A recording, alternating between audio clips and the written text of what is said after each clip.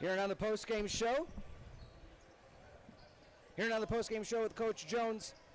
Coach, no other way to put it, that's a tough one. Talk to us through what the conversation was with the team afterward. Yeah, I said we got outworked for 30 minutes.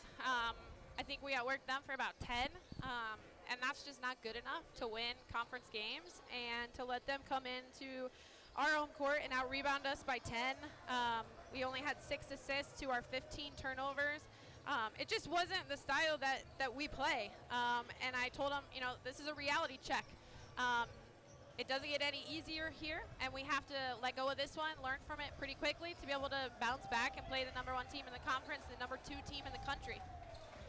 Yeah, you mentioned the rebounding differential today. After, offensive rebounding was such a big part of the game on Wednesday. What did Milliken do that made it so tough to grab and fight with them in the rebounding area? Yeah, 22, Nikel Johnson, their post player, is a really strong physical player. And I felt like she really controlled a lot when she was in the game. And then we just weren't securing the ball some of the time. And then didn't have 4 people crashing on the offensive end.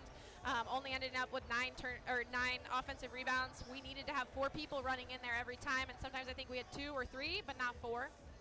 And Orozco's really seemed to step up offensively in the second half for your team, and she's been a valuable piece off the bench. What have you seen out of Alyssa Orozco lately? Yeah, she bailed us out there a couple times when we were struggling, and she has a great little step back move that she took somebody off the dribble, and she had 2 great looks there from 3, what we drew up, and they just didn't fall. But it doesn't come down to that shot for her. She had 2 of those looks, and yeah, it doesn't come down to that. We left 6 empty points at the free throw line, and to only lose by 3, we have to take care of those things that we can control.